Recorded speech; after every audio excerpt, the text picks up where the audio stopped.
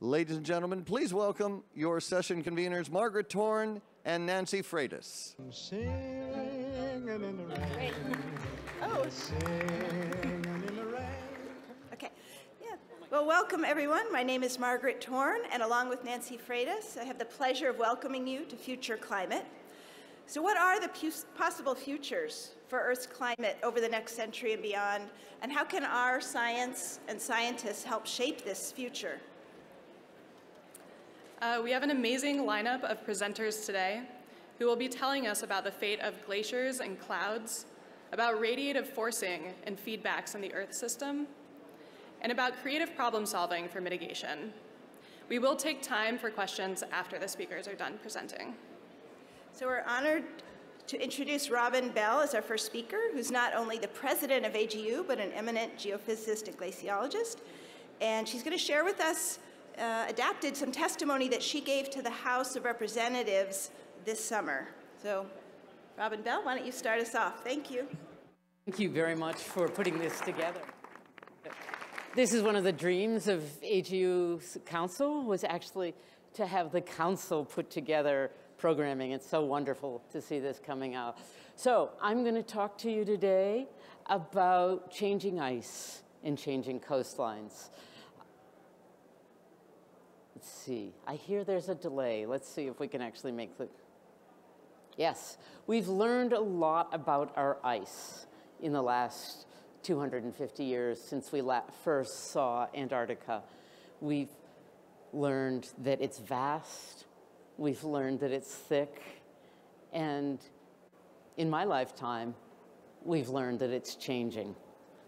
We've learned that it's changing much faster than the people who walked across it 100 years ago could even imagine, or even the professors who taught us about ice. This is NASA velocity. You can see in the 1990s, the ice was going about 2 kilometers a year. By the 2000s, the ice was going 4 kilometers a year. The velocity doubled. And in that same place, because as ice speeds up, the elevation drops, you can see we have a separate measurement of where you can see the yellow growing on top of the ice sheet. That is actually where the elevation is dropping, up to 60 meters of elevation drop. So a second independent measurement of how the ice sheets are changing. And you can see that it reaches far inland in this portion of Antarctica. And one of the beauties of where we live now is we can see our planet as a whole, so we can actually see how the mass is changing in the same place. So we've seen 2 independent measurements. Let's see if I have to hit it again. Yes. And so the third measurement is of gravity, of GRACE, my favorite potential fields. And what you can see the red blob growing in the lower left. That is mass loss in the same place we saw the elevation dropping and the speeding up of the ice sheet. So we really have this very compelling, coherent signal that the ice sheets are changing. We see it both in Greenland and in Antarctica. I could show you the same images for Greenland, but let's just stick with Antarctica today. The beauty is that you can also see where it's snowing more. You can actually see the blue around the edge of the continent. That's where one of the predictions we think will happen as the globe warms is more snow, and you can see that as blue. So it's the evidence that the ice is changing is absolutely compelling. FYI, I think you have to hit it twice. Okay. And it matters for our communities. This is one of my favorite data sets because it's just so compelling. This is a snapshot from the NOAA tide gauge site, which shows everywhere the arrows are going up, sea level is rising. And you can see that for most of the world, sea level is rising.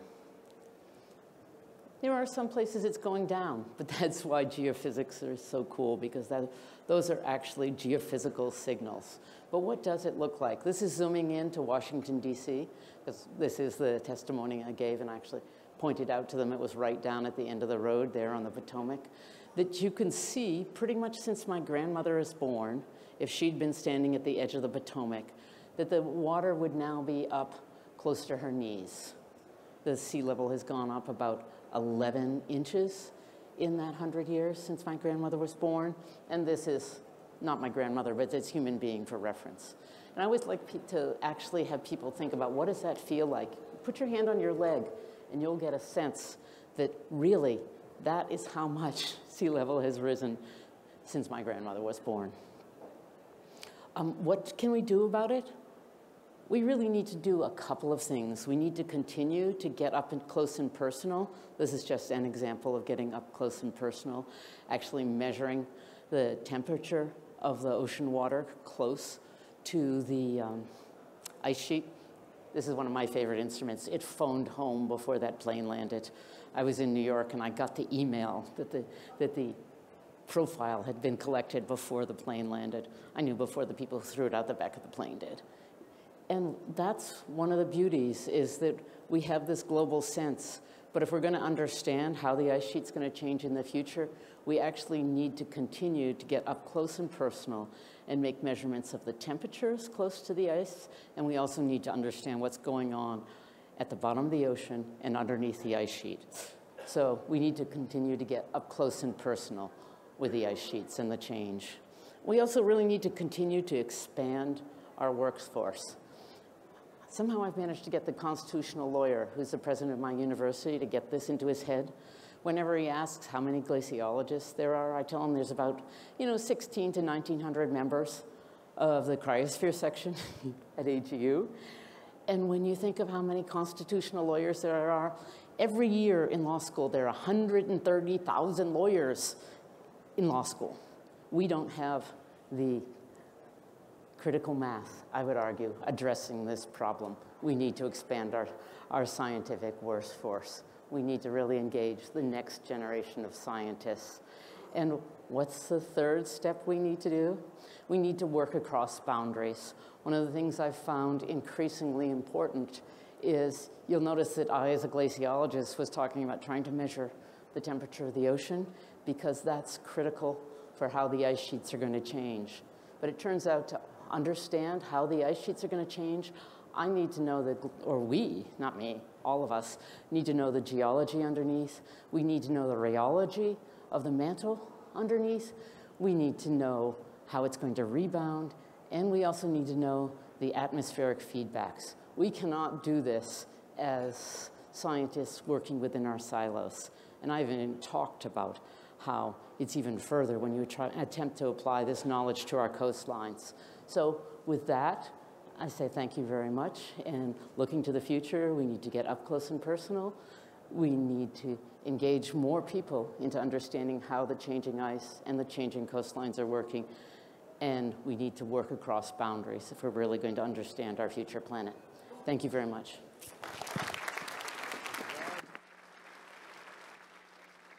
And go. Ladies and gentlemen, Kate Marvel. Hello. Let's see. Great.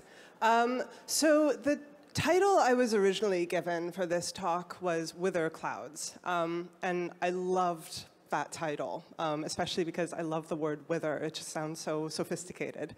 But as I started thinking about it, I started thinking, what I really want to do is address a question that's kind of embarrassing. The fact that as climate scientists, we don't really know exactly how hot it's going to get. And it's really difficult to talk about this when you're communicating with the public, because people are like, you guys had one job. But I would argue that we've made a lot of progress in understanding this question. I want to introduce a concept into my talk of equilibrium climate sensitivity. Most of you will probably already know what this means, but this is something that is artificial, but I think useful, and it's achievable only in models. So what you do is you double atmospheric carbon dioxide, you wait for the climate to come into equilibrium or some quasi-equilibrium, and then you measure the global average temperature change. So we are trying really hard to do this experiment right now, right? So we are well on our way to doubling atmospheric carbon dioxide. But I'm really impatient, and I don't want to wait for the climate to come into equilibrium. But unfortunately, this really simple metric has led to a really wide spread of answers across every generation of climate models. And I think we're working toward an understanding of why this is. So if we ignore cloud feedbacks, we get a range of 2 to 3 degrees. But if we include cloud feedbacks are even messing up my slides. All right, there we go. We get a much, much, much higher spread. And so to 0th order, understanding how hot it's going to get is understanding what clouds are going to do. But for the rest of this talk, I am just going to focus on understanding this question. What is equilibrium climate sensitivity, and can we figure it out? Now, we have history. What do I mean by that? Well, we have emitted carbon dioxide, haven't doubled it yet, but well on our way, and the temperature has risen in response to this. And so can we take those two facts and somehow combine them to try to understand the future? I'm really bad at following directions. I know this section is about Earth's future, but I want to talk a little bit about Earth's history. And if you take the equilibrium climate sensitivity, you try to infer it from recent historical evidence, so post-1850 or satellite era observations, you get a distribution, depending on how you do it, that's peaked at about 2.6 Kelvin, maybe 2.5, maybe 3, maybe a little bit less than that, with quite a lot of uncertainty there. But the point is that it appears a little bit lower than what the models are saying. And what I want to convince you here is that the past is not the future. And we have to be really careful when we're making inferences about where we're going from where we've been and where we are now. So what do I mean by that? What are some specifics? Well, first of all, we have forced the climate with other things than carbon dioxide. Human beings have emitted anthropogenic aerosols. Human beings have degraded the land surface of the planet. And other things have been active too, changes in solar variability, changes in volcanic forcing. And we need to think about, are these things equally good at changing the temperature of the planet? Does 1 watt per meter squared of forcing from anthropogenic aerosols, does that give you the same bang for your buck as 1 watt per meter squared of forcing from greenhouse gases? We don't know that. That may not be the case. Second, the ocean is doing a lot of work for us right now. We know that the vast majority of heat is going into the deep ocean. The deep ocean is incredibly efficient at taking up the heat. Will that continue into the future as we move toward an equilibrium? And finally, the warming that we've experienced, the pattern of warming, looks very different than what models are projecting will go to in the future. So would we expect this to trigger the same feedbacks as going into the future? So if you make some assumptions, this blue is the distribution you get of climate sensitivity, that equilibrium climate sensitivity, under the assumption that all forcings are equally effective and ocean heat uptake is equally effective as CO2 forcing. Now, if you make the assumption that ocean heat uptake is much more effective at cooling the planet than carbon dioxide is at warming it, you get a distribution that is shifted over a little bit, and more importantly, has a fatter tail pointed toward higher sensitivities. If you make the assumption that, for example, aerosols are more effective at cooling the planet than carbon dioxide is at warming it, which may be a reasonable assumption, given that aerosols are concentrated in the northern hemisphere where there's a lot of land, which has a much different heat capacity than ocean. If you make that assumption that aerosols have a different efficacy, they're more effective at cooling down the planet than carbon dioxide is at warming it, you get a distribution that's shifted over here as well. And, oops. If you make the assumption that there is a pattern effect, that there is not necessarily an analog between now and the future, you can get a distribution that's shifted over even more. So what I want to leave you with here is the lesson that the past is not necessarily the future, because we know that recent climate has been forced by things other than carbon dioxide. The ocean heat uptake has been very effective at cooling the planet, and we've experienced a particular manifestation of a warming planet that may be different from the long-term warming. So we've all learned that you must learn lessons from history, but the simplistic way of looking at history doesn't teach us much. And in fact, when we're looking at these potential modifications to that very simple model, they all seem to point in one direction. they all seem to point toward higher climate sensitivities. So thank you.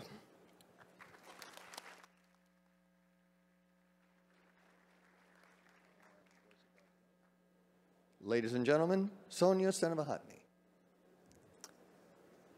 I'm waiting for the slide. So actually, maybe I should say that my talk is going to follow very nicely on what Kate has mentioned, because it's related to the uncertainties we have regarding changes in global warming. And I'm still waiting for the slide. Yeah, okay, great. So I will talk about the many possible climates from the Paris Agreement aim of 1.5 degree of global warming. So the general context is a Paris Agreement, which was signed in 2015. In the meantime, it has been signed by 195 UNFCCC members. It might be useful to remember that this includes the United States, China, Russia, Australia, the European Union, and also Saudi Arabia. So really, most countries really are on board there. The US has said that they want to withdraw from the agreement, but actually this would only be effective in November next year. So the aim of the agreement is to hold the global temperature increase well below 2 degrees above pre-industrial levels, and to pursue efforts to limit the temperature increase to 1.5 above pre-industrial levels. Following this agreement, there was a special report that was prepared by IPCC, actually at the request of the agreement, looking at global warming of 1.5 degrees. So the main purpose of the report was to compare the change in climate at 1.5 versus 2. And the main conclusions was it does make a big difference if we manage to limit global warming to 1.5 compared to 2, because we avoid a range of impacts and, for instance, also irreversible damages, for instance, to the coral reefs. In addition, another main conclusion of the report was it will be still possible to limit global warming to 1.5, but this requires unprecedented changes. It requires us to halve the emissions until 2030 and reach net zero emissions of CO2 until 2040 or 2050. Now, we had a paper with several colleagues, including several authors of the IPCC special report, where we are looking at different possible climates we could have at this 1.5 degree of global warming. Obviously, this would be a nice goal, but there's still a remaining question, and maybe related to what Kate was saying. What does 1.5 world really look like? Is it fully safe? For instance, if we are unlucky, let's say climate sensitivity is higher than what we expected, let's say that the regional sensitivity is higher than what we expected, what would be the outcome out of this? So there is a concept in engineering which is called risk proofing. So that's a way in which engineers are dealing with risk. For instance, when a dam is built, the maximum flood it should be able to withstand is assessed. Typically, it's a 1 in a 1,000-year event. So you assess what is the probability of the highest event that could occur within a 1,000-year event, and then you try to build a dam so that it can resist to it. Well, actually, within IPCC, we're not really doing this. We are generally focusing on likely ranges, which basically include 60% probability. But how about the 10% worst outcome? I mean, this is still a reasonable probability of happening. Are we ready to accept the risks that are associated with this? So I show here a figure from the IPCC special report, which is showing the temperature trajectories, which is compatible with these 1.5 scenarios. The gray range is a likely range for the typical scenarios. And again, so this likely range is only 66%. As you can see here, I don't know if I have a pointer. Well, maybe not. Well, anyway, so as you see, the likely range even includes some levels of warming which is above 1.5. In addition, you have a peak warming, which is higher than this, because actually we reach a peak warming and then we need to remove CO2 from the atmosphere. So the question is, what happens if we are above this? If we follow a trajectory which is maybe 10% of probability and we have higher warming than that. So that's what we looked at in this paper. And so on the right, you see the worst case scenario. That's a 10% worst case. In this case, at peak warming, we would have, for the median, more than 2 degrees of global warming, as you can see here. Now, we also assessed what would be the implication on regional scales. For the Arctic in the nighttime, so the coldest temperatures, we would have a warming of about 8 degrees. That's about 14 degrees Fahrenheit of the cold extreme in the Arctic, obviously leading to, for instance, sea ice melt. In the continental US, if you look at temperature of hot extreme, we would have an increase of about 4.5 degrees, almost 8 degrees Fahrenheit. So again, very large increase. And then for heavy precipitation, in Southern Asia, we could have up to about 40% increase of heavy precipitation. So I come to conclusions. Even a 1.5 degree compatible emissions pathway could lead to dangerous regional changes in climate. So to some extent, a 1.5 compatible scenario may not be fully safe. Obviously, it's still the best option that we have. So that doesn't change it. And we should say at the moment, countries' nationally determined contribution would lead us to a 3-degree pathway. So obviously, we are far, far from this. And so trying to aim to 1.5 is the best we can do. But we should be aware even this is maybe not entirely safe. And so my final question is, why are we satisfied with a guarantee of 66% in case of climate projections when we say we want to have 99.9% guarantee in the case of building dams, yeah? And just to remind you, we are in the world now at 1 degree of global warming. We see the consequences. Just now, there are extreme fires in Australia. You see a picture from Sydney. In France, there were very hot temperatures that were reached. Actually, for the first time, they reached 46 degrees. In California, you had fires also resulting from hot temperatures. There was a very strong also hurricane in Bahamas. The frequency is not really affected by climate change, but the heavy precipitation associated with it and the stalling of hurricanes does. So I finish with a message from IPCC, which is that every action matters, every bit of warming matters, every year matters, and every choice matters. Thank you.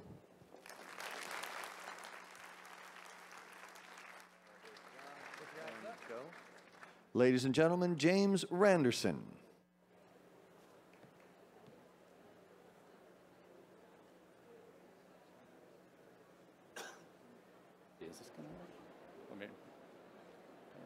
Okay. I'm Jim Randerson from the Department of Earth System Science, and today I'm going to talk about the need to really explore the Earth and global ecology far into the future. So, let's see. So why explore the biosphere after the year 2100? At the time of the first IPCC assessment in 1990, the time horizon to 2100 was 110 years. And it's compressed considerably since then. Now, 30 years later, the same time horizon and our goal of exploring the Earth, 2100, has compressed by 25%. And so to better define our emissions targets, like what Sonia was describing, or really to understand how we can avoid tipping points in the future, we really need to understand how the global biosphere will stabilize or respond much deeper, on much further timescales. So I think the great motivation for exploring the biosphere beyond 2100 comes from the irreversibility of the carbon climate system. So depending on how much emissions we put into the Earth over the next couple of decades, and if we're able to, in these idealized runs that were led by Susan Solomon, published in PNAS, if we're able to shut off emissions directly, the carbon dioxide levels will continue to stay high for many, many millennia beyond the time that emissions cease. And this is really through a combination of the response of ocean chemistry and a set of carbon climate feedbacks.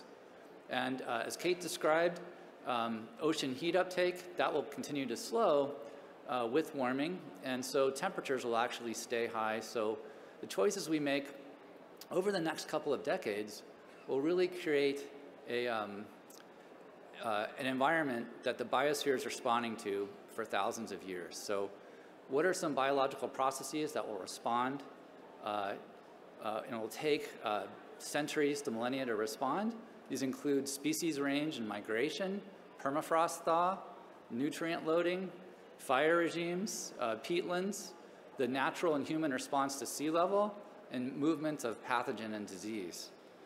So, and all of these will really affect biodiversity. So I think we now, moving from over the last several decades, we've really built up the tools of predictive understanding from field work, from models, to be able to explore how the biosphere will change deep into the future. And this is just some evidence that the models are getting better. So what's shown here is a map of models on the left from the 5th coupled model intercomparison project, and on the right from the CMIP6. And green color means that the model is doing a better job at representing a particular process. Here it's the land biosphere, so there are heat fluxes, there's the representation of leaf area, of forest carbon, and of the forcing. So our tools are getting better, and we have the predictive capacity now to explore how the biosphere will change. So now I'd like to describe, there's a value in both exploring how the biosphere will respond to stabilization scenarios and our hope of meeting the target of 1.5 degrees described by Sonia. There's also value in the scientific community of exploring futures that we want to avoid to identify unknown low probability tipping points. So I'm going to describe 3 of these that we have really worked on from the community or system model and the biogeochemistry working group. And the first one is really loss of Antarctic sea ice. And to 2100, there really is very little loss of sea ice for a business as usual scenario or pathway. But by 2300, much of the sea ice around Antarctica is lost. And what this leads to in the biogeochemistry of the Earth, of the community or system model, is an expansion of a phytoplankton bloom around Antarctica that traps nutrients in the deep ocean. And as a result, the water masses that normally fuel productivity and fisheries to the north are actually, the nutrients are stripped out of the water that's moving into the North Atlantic and into the Pacific. And so the global tropical oceans, the North Atlantic, experiences an extreme loss of biological production from this ecological teleconnection in the Southern Ocean. And we actually see that with a business as usual pathway, that fisheries in the North Atlantic decline by 50%. Moving from south to north to the Amazon, there's really a convergence of deforestation. There's much attention this year in August and September with rates of deforestation, but there are critical interactions between deforestation, climate, thermal haline circulation, fires, and the physiological effects of rising CO2, the land equivalent of the ocean acidification. And this is just some recent work showing that if you dry the boundary layer, then unfortunately it leads to an advection of water that can be then carried by the jet over to the Andes and outside the Amazon, causing increased drought stress. So the final tipping point that some of you may not have heard about is work that's in review, and it's really that we feel that there's a growing freshwater lens in the Arctic that will continue to grow century by century, and it's really from this robust finding that the hydrological cycle will accelerate in the northern latitudes, and all the rivers will fuel, they'll increase in their river discharge into the Arctic Ocean, and it will create a lens of water that in the community or system model shuts down the phytoplankton bloom in midsummer, and it leads to a really a tipping point in the ecosystem structure where diatoms that are more easily entrained as a food source for fish are replaced by small phytoplankton. So in conclusion, I guess what I would suggest is that upon our centennial celebration, we embrace really a millennium timescale perspective for exploring and sustaining Earth's life support systems. And we need to understand these tipping points in order to avoid them. So thank you.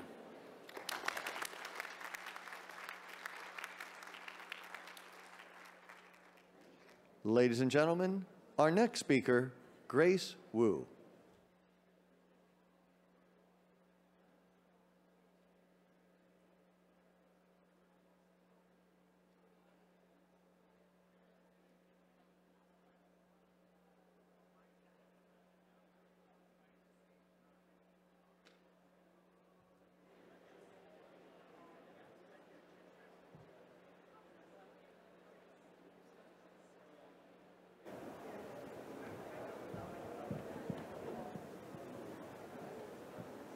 Hello? Okay, great.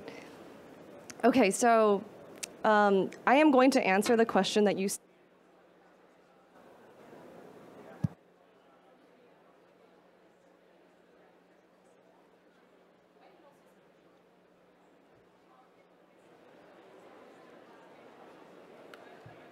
Is this better?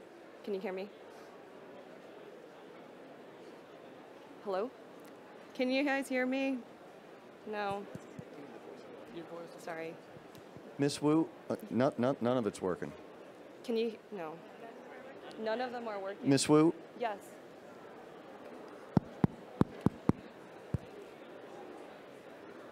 Miss Wu, try the podium mic. Try your hand mic now. Try the podium mic for us. Can you hear me? I think it's this one. Was it something that you unplugged over here? So does the... I'm going to give her the... Okay. So should I use this? Okay. Can you hear me? Can you hear me now? Here comes the band. Test, test. Great. Okay. Is this audible now? All right. I only have 5 minutes now.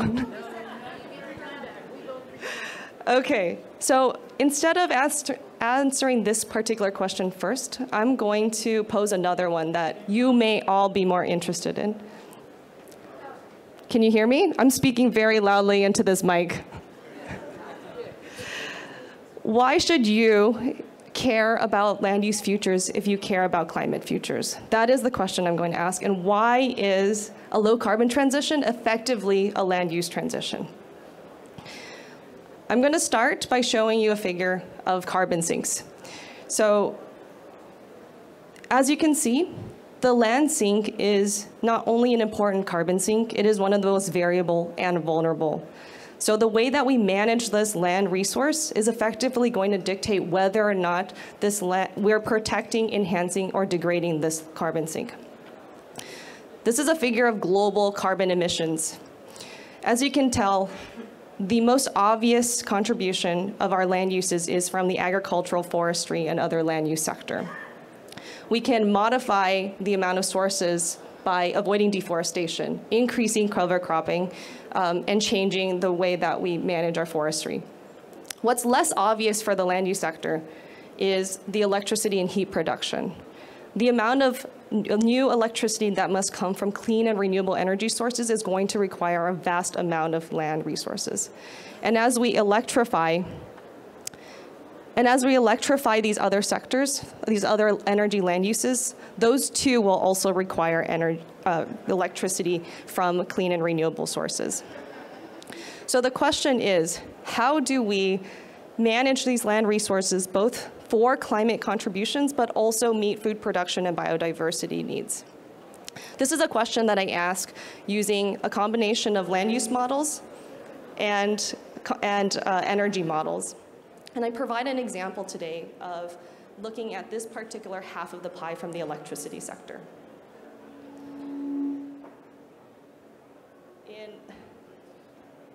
In the next slide, you'll see a map of the US. These two states essentially show the amount of land that's required if we meet our 2050 deep decarbonization targets for the US. We effectively need to site wind farms, the land area of New Mexico, and solar farms, the land area of Vermont by 2050. This is the amount of land that needs either to be converted or managed differently for these energy resources. And when contrasted against the backdrop of the existing land resources the current land uses in the US. So on the top, you'll see the croplands in the US, and on the bottom right, you'll see the protected areas. This really provides a starking contrast of those trade-offs and synergies that we need to manage if we are to meet the climate goals. In terms of climate goals, in just the last couple of years, we've seen the UK set a 2050 target, as well as California, New Mexico, Washington, and New York.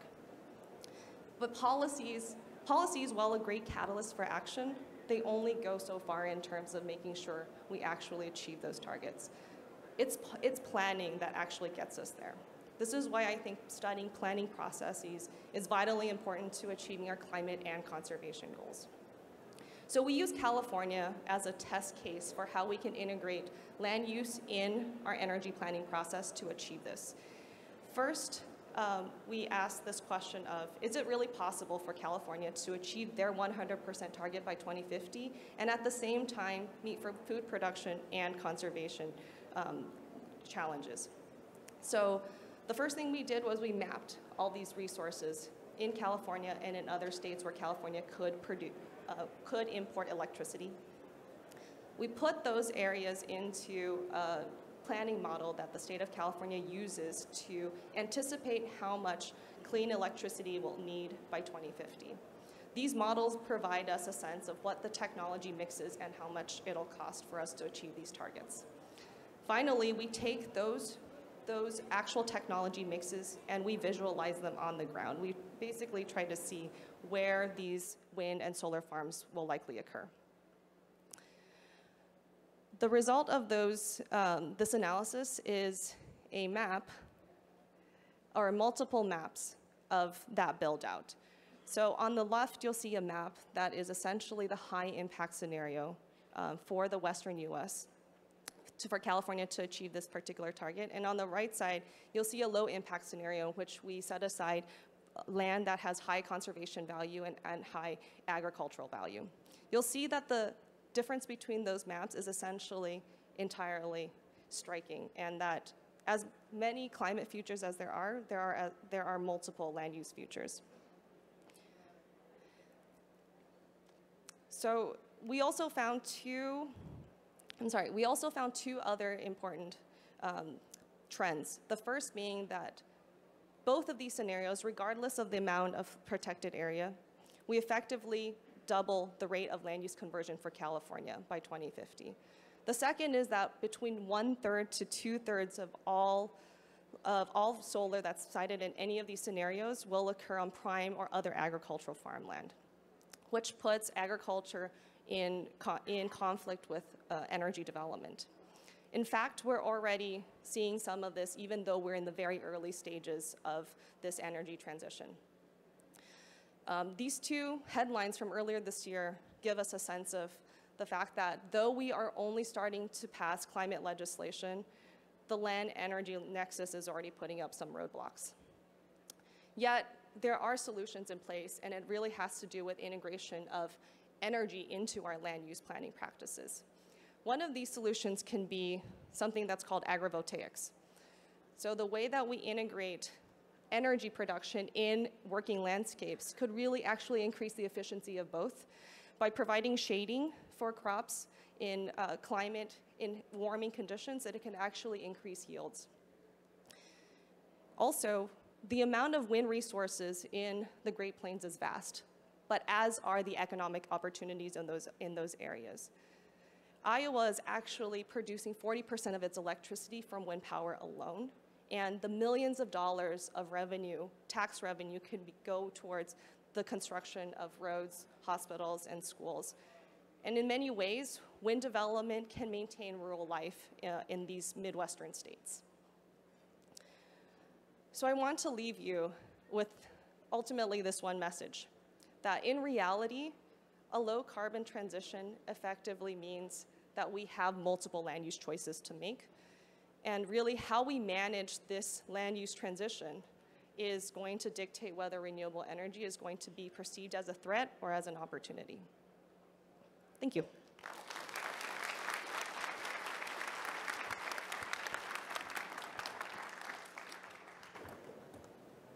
I might try this. Or this.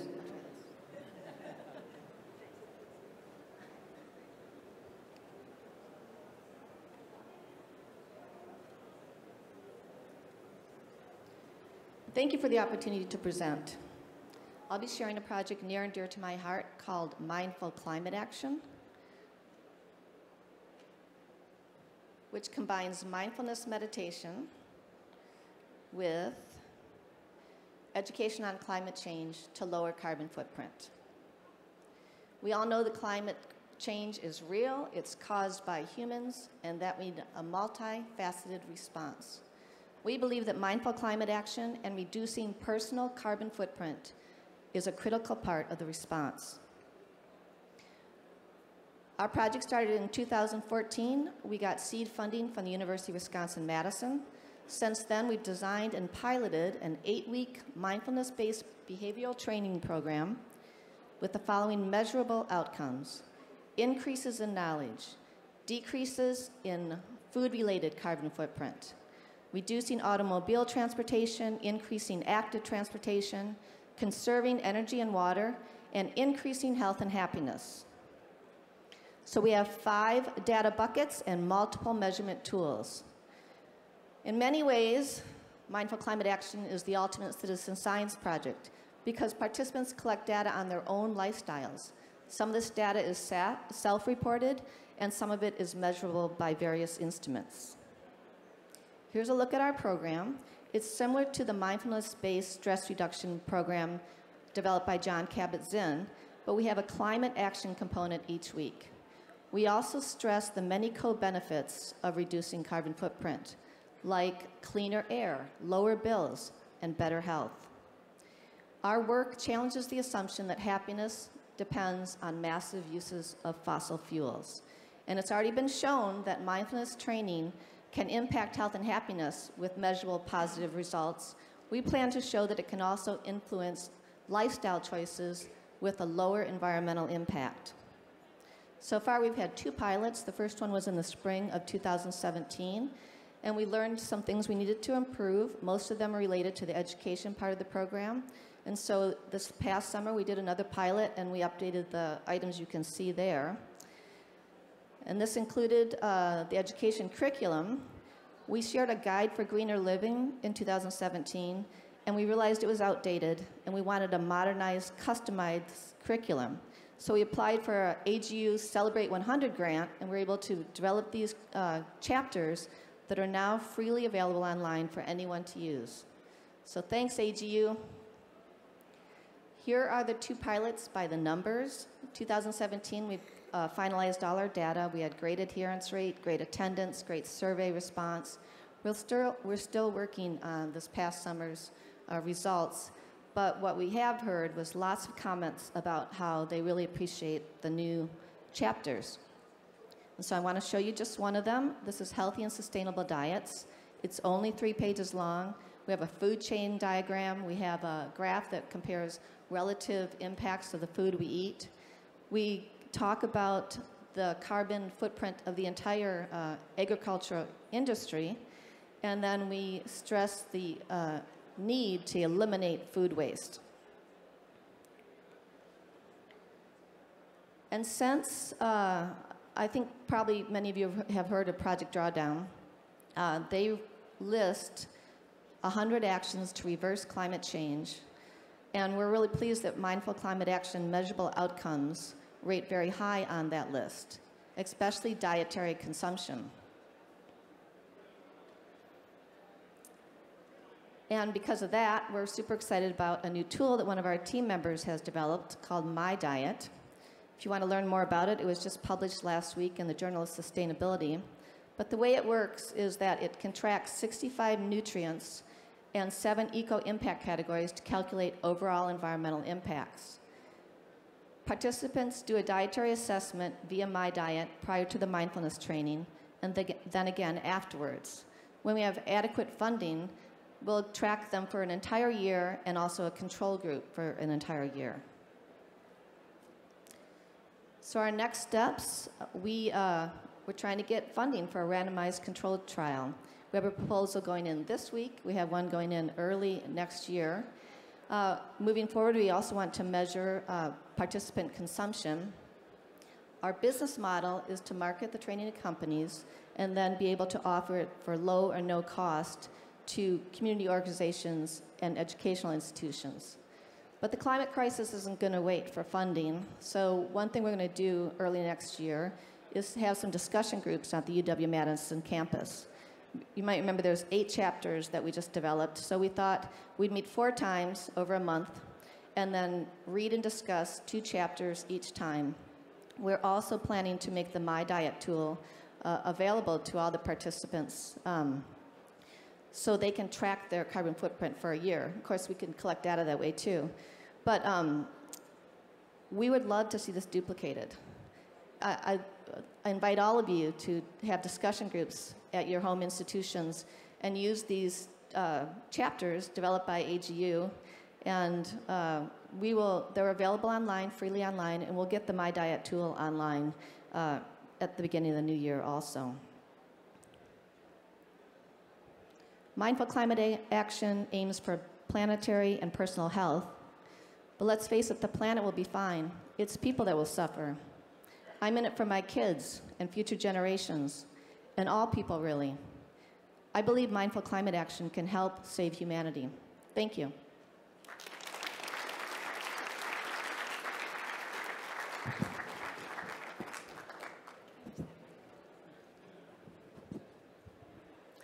Hi, well, thank you all for staying to the end of the session, and we apologize for the slight delay in the microphone, but they have graciously said that we can have time for a couple questions. We have one other working microphone, so please, we've heard a broad range of talks. I hope you can remember all the way back to the very beginning. Glaciers, future climate, and so on. Okay. Hi, the mic's on, yes. Hearing this and listening to the water talks earlier, should we be advocating more hydroelectric dams in places where there is flooding and there's predicted to be increased precipitation?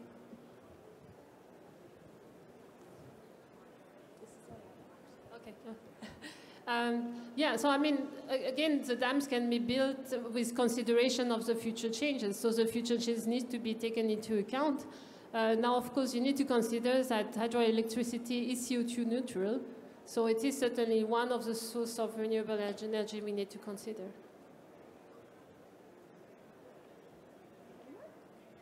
I had a question about the sort of claim that we should be talking about post-2100 now, 2200 and beyond, because of course it seems like it's hard enough to get traction in some cases, even talking about 20, 30 years from now. So does that help our messaging, or does that hurt our messaging? So I think that it's really critical that we spend a lot of effort in trying to plan and adapt and figure out what the climate trajectory is going to be over the next couple of decades. And I'm not arguing that we should slow any of that work. I think that understanding ultimately how the biosphere reaches a new steady state will help us make more informed targets, and it will help us, I think, make a stronger case for mitigation as we try to reach an agreement that's binding.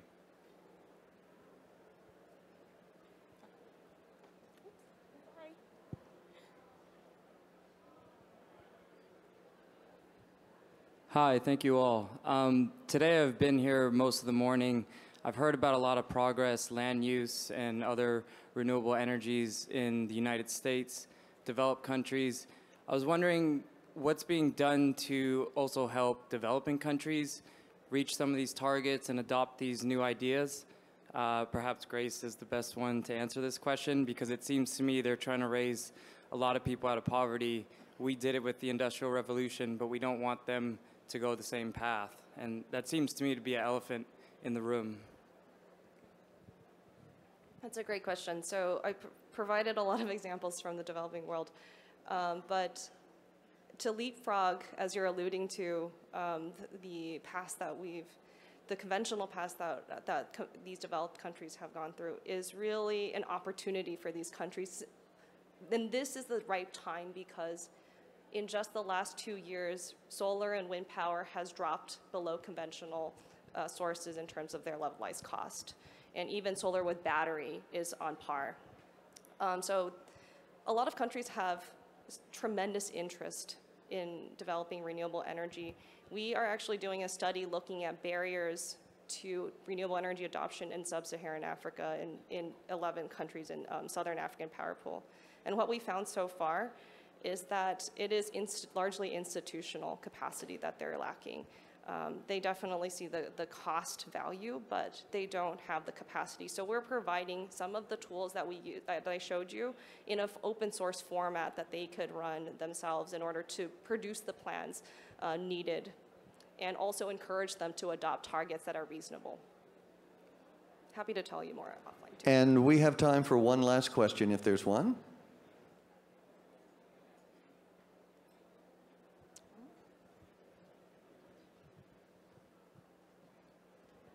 Thank you. So a follow-on question for Gray in terms of finding the optimal combination of agriculture and energy production. So you were mentioning the example of wheat and solar, but maybe it's tomatoes and wind or whatever. So do you know any research, or what do you think is the missing gap in finding the optimal combination of, the two sides? Frankly, it's the lack of studies in this area. There's really only one large-scale commercial pilot of that system in place, and it's in Italy. It's not even in the US. So the faster we can pilot, the faster we can measure those efficiencies with different high-value crops, both the large export crops like soybean, corn, and wheat, but also those that are going to be in higher demand as we transition diets towards a more plant-based system. So I really think we need to start now. Thank you all again to our speakers and to everyone here.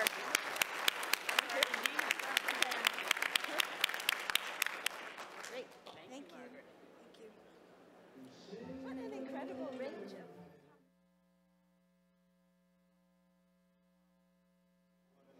Ladies and gentlemen, we'd like to thank our entire panel. We apologize for the brief audio difficulties. We thank you for your patience. The conversation will continue in the networking area of Centennial Central, which is right over the blue wall to your left. And our lunch panel will begin here at 12:30. Thank you all very much.